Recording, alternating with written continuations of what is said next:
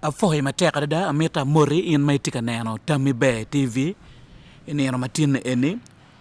tin wabino ka nywako lok mapera teka da welo mamekwa tie Vice Chancellor Megulu University la dit George la da penjoro ati ie ka eni ene Lawyer University mati botwa ia chule ka eni adak bene dano mamar lokum fonye mateka da akum bete eni Professor George la da penjoro o katigi campaign mamege winyo beru ka war radio stations mapat pare i actually mineno ni mono lutino weng mamier go beri gangkwan kong donke nene mono ke gwako ge gangkwan tin machalo wa Tammy Bay TV wa mete mono wa kwan kare wa niang matot a jot la daw penjoro eni anga la dit wa jule mateka da Tammy Bay TV professor wa mero niang in matura da kake wa jot la daw penjoro Tammy Bay kake wa jot la daw penjoro any nga wek ngi an tie Professor George da penjuro tien loken la fon madit me kwan Professor of Education kwan ana neno loka kwano weng yo kwano loka kwano weng kwan mapat ki me primary school kwan me secondary school ana ngeyo aberu teacher educator la fon lu fonye ana beru wa University Benatimo through distance education. Kwan me distance education bena anangeyu. Kwan me adult education, adult literacy education bena anangeyu. Atie Professor of Education mirawe at large. Education more ki can community university engagement. Kamada URE lawyer and Kit me ripu university ki community.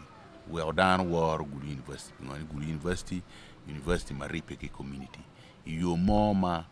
dano petimo university mukeneni ana tie professor ana tie ki degree i fon akwana ki Makerere University graduating in ma alibachiel mi abungwen ki per bor bi bor no mo won wen foot won tieno inge graduating ana doko apa karwo amete ki kwan atimo masters in education ana la foni history la foni economics. Timo masters are specializing in biro la foni history. Kit meneno kita mir ki foni kere history. Hidong mati o masters ba wiera hatero I Institute of Adult and Continuing Education. Ki kuno daga no fonye part ki maana ngeyo ni daga daga timo masters in adult and community education and training. Ki University of South Africa. Ka mete atimu PhD donc in adult education. Ken lokani fonya chake ki secondary Paraguay University. Kip me fonya university. A chao teach university by 1991. 1991. Yes. But John pingane mati of masters ana joining university 1991. In 1989, 1990, ana berga fonye nyama. Kene Kenya. Ibure mogo bana fonye pe mwa cheli secondary school. Secondary school fonye pe mwa cheli ken. Ene ye an kumbeti ati chairperson me National Curriculum Development Center. Ma yubu curriculum manyana dan lo yiru twali. Curriculum man en ma aduki pen pa lo teno senior fo dugo kori lok me dai wi lo teno beru peke ngat wi inero dong no ke choy ni mo B C ci ya gekni mo result wan darwe ti grade ci professor eno temo darno ning curriculum e darno ga koko ginnom yero ki ker ye chwin pe gene pe grade ginnom yero ki ker ye chwin ni ini ki karo ni en ene kita ngar mono karo kede matematik pol kar dan primero neno ne kakare do ngwa ridu gini gunen di tek ini karo de no result one kay karo mabe mi tu kade karo maraja da wa mi tri firni no tong pero mo cher kamo pede ro mo cher nyim kakare tu ni la tu fu ro mo cher nyim la one cher nyim no e karo kakare professor ekitman me kwan ko ne yabo kwan gi kweya ana chao kwan ki Nuaya P7 school P1 Nuaya en botwa ka eni ya choli John ento chero Kampala Police Children's School ngani wara bera bili kwano kunu paga minu riamo wa aminu riamo ana dongo furi kwano chi daga dugi no ya P7 school kwano klaja bichiri klaja biro ipenye P7 en ge no ya Kenya no ya dong mabeno tio mabe mapela karo wing ma wing ya to andak na chere seminary ki seminary dong ana dugu da donyi gulu senior senior mami ke kwano en gulu senior ka en kanya na wara kwano magari ken ngarmone wati mo no ge luwa woni sano bange professor kwano magari ya chera tio o level dong kigana ana na lak ma konye pe waki goli uringi sino secondary school ngani no Paul Berwa no beru pakwat kakare e gulu senior wona no rosate one rogo shot ma gen ma blue nyola man beru e teacher kakare professor wa miro wanen kong atirane yo ma ini kwanyo akombete eni minero ni mono ki advocating nyoki yabo wangdane lokum kwan ya chole sapre John piana wini mono kere we gangliel kake luwe olo toy watu gi moma nok mechanism ngoma intiga tich kwere me jingu lok me kwan we eyo antiga supporting school and me university eni antiga jingu chwindano lok mati lok ne ni bene we dano niangi university in kade donye pedare beta aho ni pian cheno lui pe beta aho pian porro pe beta pian ya tiga timu anoni chukul ma ana tiyo kwan ni tap ana chao guru college gi wajani an party mo gi moni chao guru college no ma ana futi pier yo bor kan guru college futi wo mbiti ento dano petamoni ana ya chao ata ngeni ana ya chao guru college pare ana ya luon lu fonye ki gene ka eni i library kenyo opposite Christ Church chao fonyo dano kenyo kadon wakobo yo ata vita form kadon wa kenyo wakobo karma awanyu chata wa ngom ngome odon kumbiri chukul kenyo no ti mer cher koro so chukul anni wano ti ye chao chukul anoni ma do fonyu luogi dana maduong mogo ti lawyers mogo ti daktari mogo ti professors mogo ti PhD ma igi yom madagu kwano city gin gulwane akongi city parents matika konyo gi tieno chake kono ti meno gulu city ai gulu city high gulu city high school de chore custom kono ke kakare pokelu sam mi utam it gi utam ire ki dong chukuli kume dong tigil tieno piara ngwen manda omera mita kongi gunong examination center kumbeti that ye Nile progressive professor ma football wachera Nile progressive actually very watching mono ki following politician loyal educationist machalo watching mono in polkari ke wachi mono e wiliel ma ini oye olo to rwa ko lokum fonye wanen kita eni ini tiga timune kwere kong an kimaro ento kine nini kine be kilwa ka cheliel kamagdano gore ye maduong kuda waju duana mo pedong politician ni ken me be loka chumi bi ngani kwane pere tek wa tu chumi bi no ne eni gina na titimune ne du fonye bene distance education no anati a coordinating ki guru kan distance education a fonyu du fonye maduong polu fonye magitiegu bero diploma holders magiti graduate boing litian kwana kar mati makere anena loy distance education na orogi ki kan chukul rinyo ki pir makwa ka auto dano ka kwan eto enu ni gina penen ki Uganda ho muzima afonyo luogi dano ma cher town ki town afonyo kiruka ne town achele ali bachele town money ali mia big town money mia rio mbarara kwene warua wa koboko na ana cher yekuno so wero madonki penyo ni ana ti African education is obliye tieno kwana chok pon chukura chel gana pon university achel nan teroti way ali piara ngwen joma ana fonyo gi ki secondary paga cher kedo ay university nogi duong so en gin en ana tika timone me promoting kwan chake wa ki charo paga way gan kwan we university waro diru benana fonyu gi kakare so gena ana ti timone anu ti jingu chukul mogo ma meta jian to toile secondaire ma ana ngi primary school bana ti kwede primary school a tiako primary school silam imbale ngona cerkati yan cerkati imbale kun na tiako primary school ngoni comprehensive matie ka konyu litino kormo jong mogo mano kwan gidong dogono oteka konyu gi kino ken wa feeding yan kagi dek dong me luongo gi chukul wa luongo gi ki wogo gi bieno gi chamu chami ken chi gi cher wogo watamani olumo mot gi bi chako chamu cham chi gi cher ot kwan ka kuru dek mu ken doge ene meri cher ki chen pegi beru ete birga birra birga birra do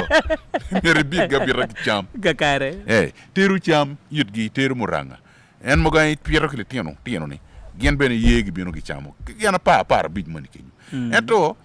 kina para bichi ora chiel mo kenyu dong ka kwan ti bieno kwan pa we primary kakare professor Mwakamukaro ki voting in the best educationists in Africa ma pie me po beru yore ana bede kin dana ma pol ma igo beru yom wano jole gi dore ni mim ma idano beru yom a waka cha la waka kwe beno beru tie ento dana wachine mono in kir ma migi kir man menen mono kwano ile ma be twal ya pe beru ka kerro ye kumi kay le mono ke wachi mono your best is not yet best ya fu dana po beru ka neno ne kumbeti ke wachi mono ini kwanyo gang kwan mi Nile progressive we kon wani ang gang kwan ni eno ni neno ni plan ni tini ning professor ko ya ko weng wako we dana nge ngat matika neno Tami Be TV unen gang kwan ni in neno ni tini ni meto be ning jole mateka de ya fo ritual la dit palaring gi Tami Be TV ya chukule ane dong ana ti director manyen kunu kong ma chiel ma no chakeni ana miyo chente ki lielu bira ma don kono ron rubao gam tibune amen me chako chukule anoni ya tite kito mi ngana gena miro tim ma yano timo ki don gumara to do ngodo ki don andong na family ne don ti struggling pet mo don pian kwan don ti piara ngwen piar bichi ken ano okay pe raj we ana bin pe don ker ma keru ku chukul ka chako ne to no gina da timo mita chak yopo infrastructure chene na tiki chente be pamira tiki loan chene na ma saving dong tie abi kerro gi o kenyu abi yupo or kwan attack laboratory dong ginu yubo abi strengthen laboratory na meru wille laboratory mi orbeda dek me chemistry the focus me science amira maintain attack e mir laboratory beda dek me chemistry biology ge physics mir men standard laboratory ma to be constructing o ka kenyu you don't wall fence me gwakole tino ni ie mir ki yup ki don yup dormitories mir lu teno mo ken vota vorra tino mir buta ka burra school wek fonyu bin mati school en school ti complete examination center ne tie history ne tie pedak tiero penye kamo kenne en center me Nile progressive be don te kenyu result libe dugu ki Nile progressive so en chukuli en donc tie chukul ma bi ker na ma giki weku kati chukul ma tek ma umiero pe wek de dan ñu rubeta teru le tien kwan gi wa Kampala wek le tien kwan ki kan chukuli anoni wabitimo ma no miero met chukul ma tego tunga ka eneni ubet ma tegarda ene Nile progressive senior secondary school kakare ki dong bene performance ko no tinining performance no tima be Mwakamukaro ki wachi mon la tena nyaka mon no ne tel sayan science miero do certi medicine enoni anati lupe fuda loko kele ki tiene pa ngai kamati ye ati yinyo kamati ye weka application binu amiru certi application ikin joma gi gamo gi ki jomo kwano O level ki A level yan kwano O level ki A level kenyu Nile progressive amiru cerka kwano medicine kumbede be ka ti ko lok kwide be cerka yinyenda ti nyako ni wanga neno ma migu chope wanga mitu tim ngane kino kene dano missing opportunity ngane no pegi ngeyo mle mon wachi ignorance no pegi ngeyo pegi winyu ana logo loki radio a logo loki kamadano gore ma duong ka choke mo ma don ento kinu kene niange bene tek ne chi eno ni ginawane timo United Progressive eno du nyoro mier ku kele tieno gi Kakare management me Nile Progressive kum betika ini donyo professor lok mi management tini ninkong management pe kum beti donc no pake mira set ma ena we ko gan kwanti ka cher ne ro tiga tu wo mira ket board of governors ma berong join a yer gi ko he teacher tie ento mit wa met he teacher ma mujing manyen mano tie ki care me dor chukula be mira with strengthening financial management was strengthening academic management was strengthening extracurricular activities management ngani ba tie yale metudi ka kunu do ding ci wa bien way ba peje kan mira ki strengthening fonya obi cha ko transport means ne me konyo coordinating teach mogo mano work chukuna wek Kakare plan ma miki machalo way director plan tini ning mi konyo atira na lutiano magi age disadvantage go ke family machalo wachi mo director men ti mo na wachi ni ngo an tiga ti konyo korom jong magi timbale e mini ki cham so gawa gene wabi mini ki scholarship me donyo ikulu Night Progressive College kateke la tin Maria Mathieu ki P7 one any record to my bag one teru chukulu wabi mini gire scholarship me konyo ki ka buru bene wabi chako yipune weri ukwan kon dano ma no fin biloyegi resource mobilization ki kamo kene joma romo konyo chukul magaramo konyo tiano kwan chalo fawi ki ngongo abi kelugi wa ukon tiano mano nyorugi kergi no petinga peiko bene wo chero waror lo nyorugi ko no itigi ngome to kume wa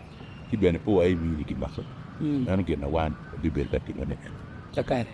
apil mi agike gwake abot lo nyoro magiti ko malo me Uganda duani we ko to gukel lo tiano ge Nile Progressive kaba in machalo way professor George Ladau penjore tie ye best akombete ene tamma mi gi bot lo nyoro magiti wako nyoro anal de wuni kel le tiano e Nile Progressive Schools na weri kama wana binana ni kenyu wapi timu jeme ario edong way mir kat penyi ken etien wa komiti ukat pen dok bubet dana ma wigi tuodo ramon no yima be wo be ka lupugi way university o be ka lupugi way kit kero magien gubi timo me konyu Uganda o be ka lupugi wa ma chwane magu kwan na yang chwane wo bi chako kelo gi obene me lokwet gi menano kita kiti ko kede kita gi ramo konyu joma kitie ka kwan kuri pumkar men obis ke ojis midnight ojis weng obi chako yo attack bene Kakare na machima miki gwake aka ngat manuti ka metro ni mono oloto e go chimbori men yang mature lokom Nile Progressive na manatie not abiero abichen Pierre Beach yangen as not akwen menu oda not abiera bichiet Pierre Beach yangen not Kakare foi mateka da professor au foi mi uchewa ni mateka da wa foi nero mai tikwere atika ne me yopo ki rocho akwane ya chuli atika ne waleke wenyu mabe igang kwan me Nile Progressive macharo tami be TV wa beru ka engaging yen wa beru ka le tam kwiri atere me nero ne mon wa komo ilo lokum fonya ya chuli ki dong gang kwan eno ne o biene ki Kakare wek nero ne obet mabe ya in mai beru ka nero tami be TV nya pala ameta for staff mamekwa for la dit Samuel Lara for la dit Emma Ogen Rory for yo mateka moge kan mai beru kan anwa ye na machimpa professor George Ladau penjoro vice chancellor me Gulu University kidong ben director manyen Nile Progressive gang kwan manutie nonge yo bia ka eni na machimetie jero abero abichel abich ngwen jero gena dege diere abungwen anoy dake jero abero abichel abich angwen jero abungwen alegro la chejo metu gum watiyo matere me dans Nile Progressive mano secondary school we ko bet matere da we ko met ko school lu ken matiga to ay actually meno ene neno para la diet jot la da penjoro foi matere ana foy